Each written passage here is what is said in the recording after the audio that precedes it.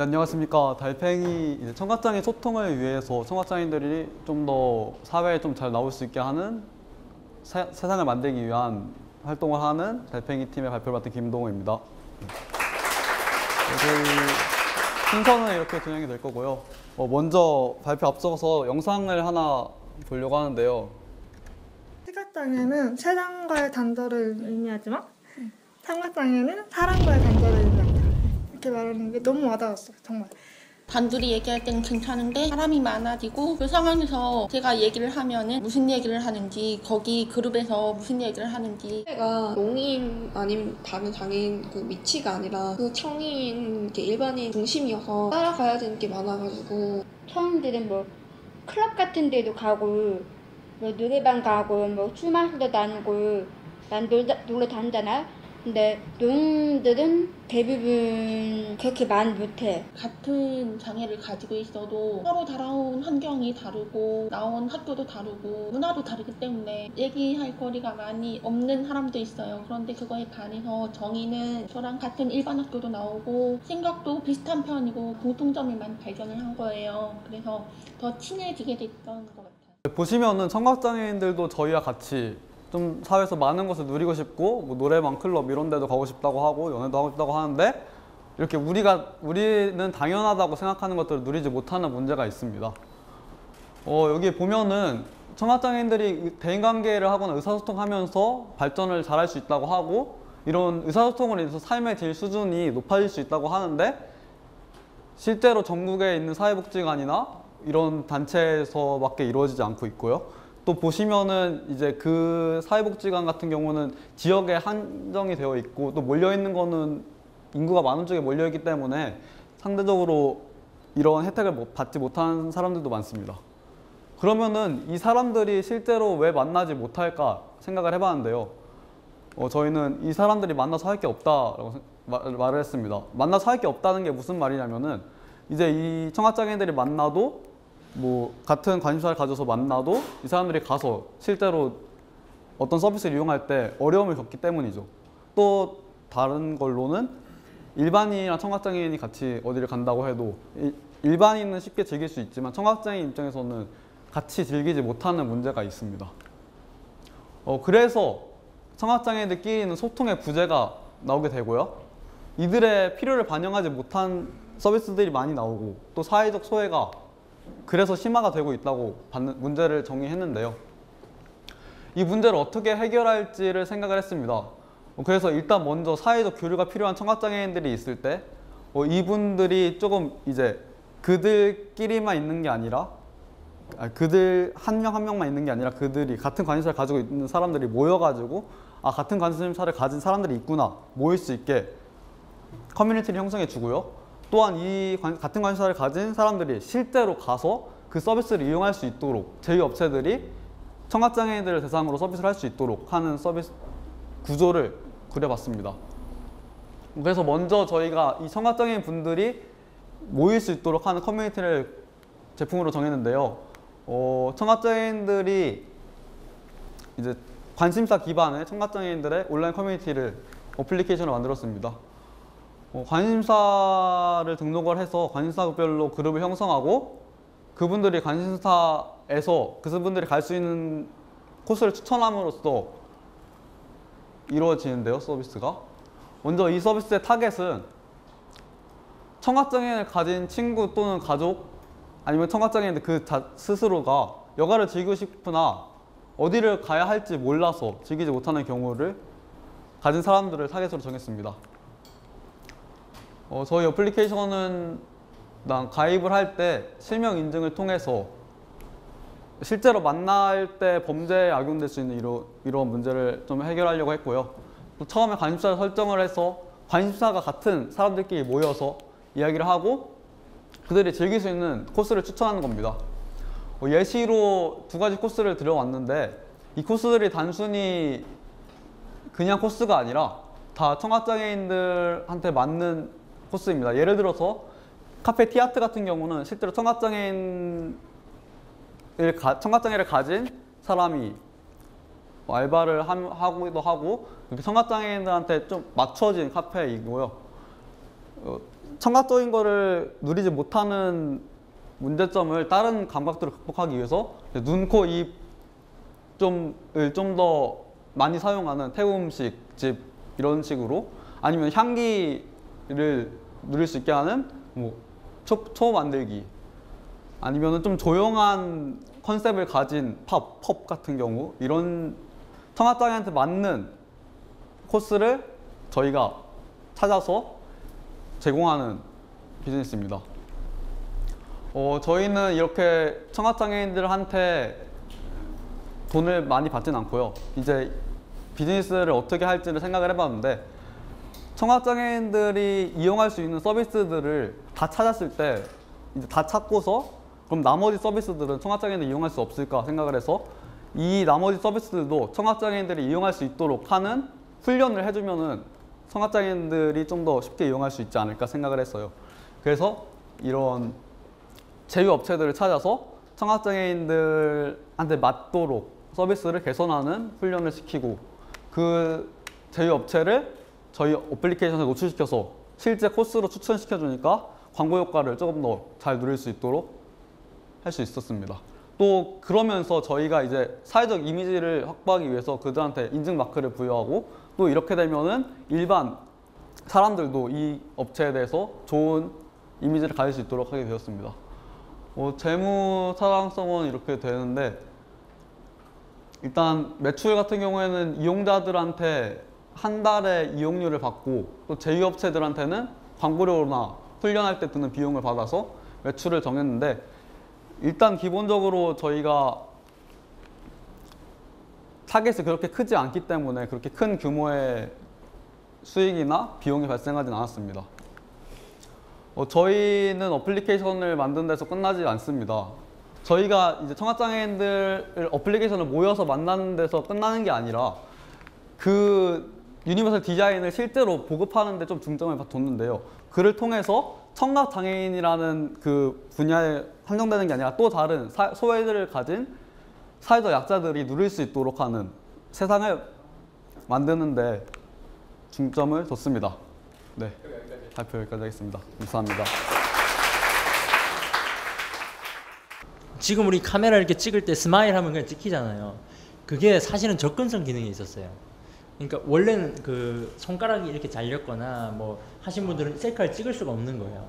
그래서 그 버튼을 못 누르니까 촬영 이렇게 하면 3, 2, 1 카운팅되고 촬영하게끔 하는 그 기능이 장애인들을 위한 기능이었는데, 지금 저희 많이 쓰잖아요. 사실 그게 유니버셜 디자인이거든요.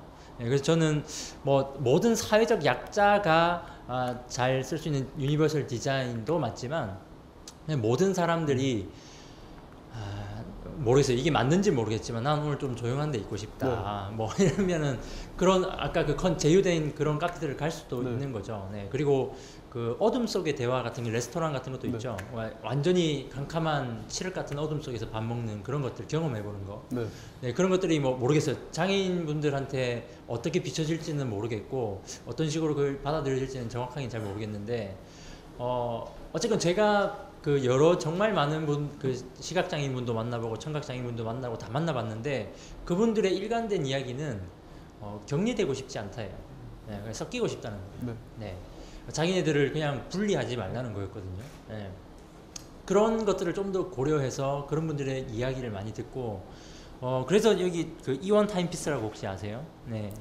이원 타임피스라고 시계인데 만져서 시간을 알 수 있는 시계가 있어요. 네. 그런 게 이제 유니버셜 디자인이라고 저는 생각해요. 모두를 위한 디자인. 네. 그런 어떤 배려, 고려가 좀 더 들어가고,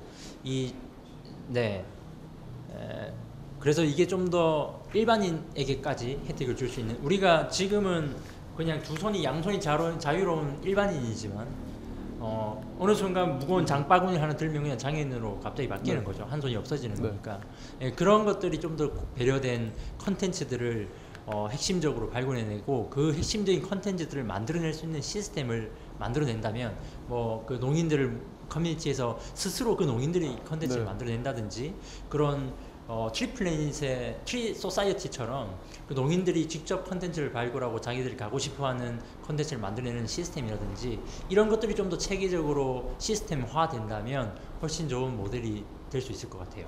네. 역시나 이런 프로젝트를 해주고 계셔서 감사하다는 말씀을 드리고 마이크 넘기겠습니다. 네.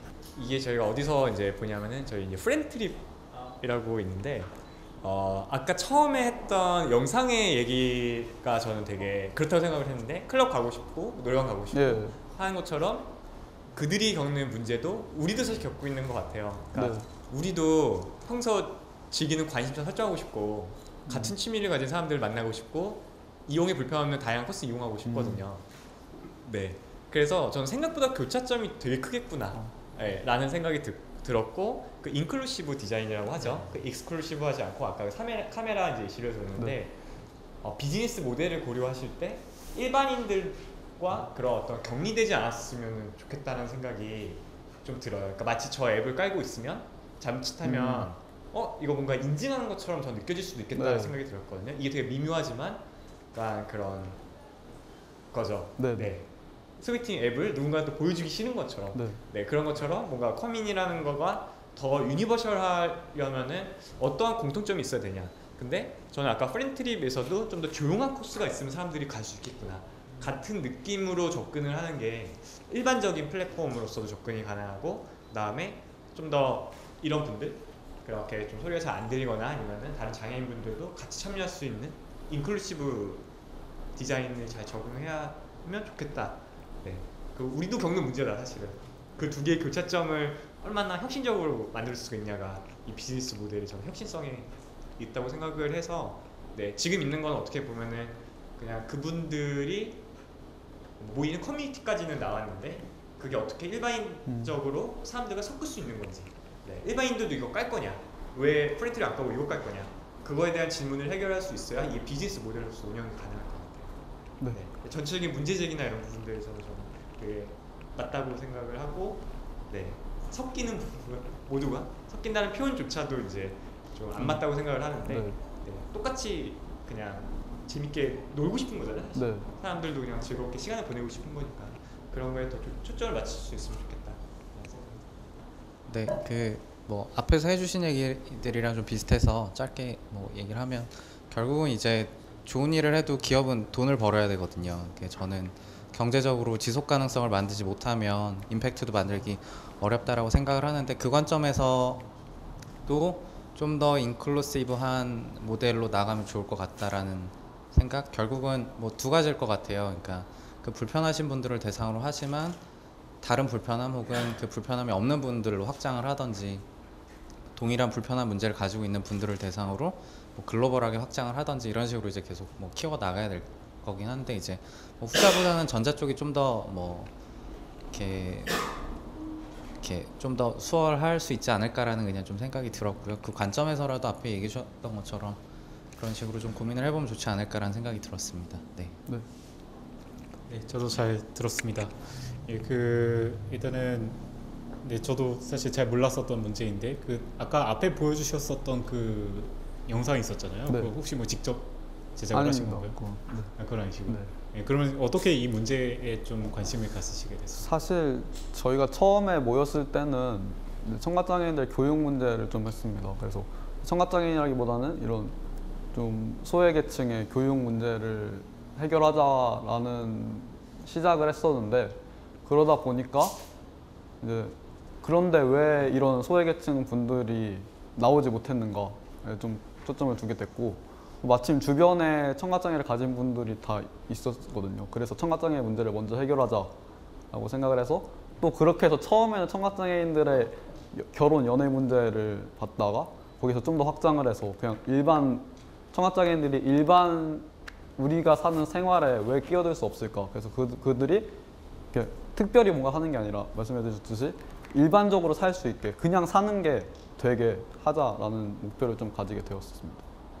그래서 이제 일반적인 사람들하고 동일한 활동을 할 수 있게 도와주자라는 관점을 가지게 된 거네요. 네. 예, 뭐 그리고 앞에 그 워낙 그 좋은 말씀을 많이 해주셔가지고서 예, 뭐 부족한 부분이나 뭐 그런 것들은 뭐 예, 그 방향으로 잘 고민을 해보면 좋을 것 같고, 네, 뭐 저도 사실 그 생각을 했었어요. 이게 사람이 애플리케이션을 갖다가 과연 이 앱을 언제 쓸까? 왜냐면은 그냥 일반적인 얘기일 수도 있는데 사람들 앱 엄청 많이 올리지만은 그 중에서 우리가 실제로 그 실생활에 쓰는 앱 진짜 얼마 안 되거든요. 일주일 하루에 쓰는 거, 그 매일 쓰는 것들은 한 두세 개, 한 5개 많아봐야 그 정도니까 그 안에 들어갈 수 있는 앱이 되기 위해서는 이때는 내가 이거 켜야지. 예를 들어서 네이버 지도는 이제 내가 길을 찾을 때 쓰는 거고, 얘는 이제 아까 그 문제 제기가 만나서 할 게 없다라고 했는데, 만나서 뭘 할지를 볼 때 그 키는 앱인지 혹은 만나고 싶을 때 키는 앱인지, 이게 이제 좀 두 개가 다 섞여 있기는 한데 그 중에서 가장 메인으로 삼은 어떤 해결하고 싶은 문제가 무엇인가 라는 게 저한테는 약간 헷갈리더라고요.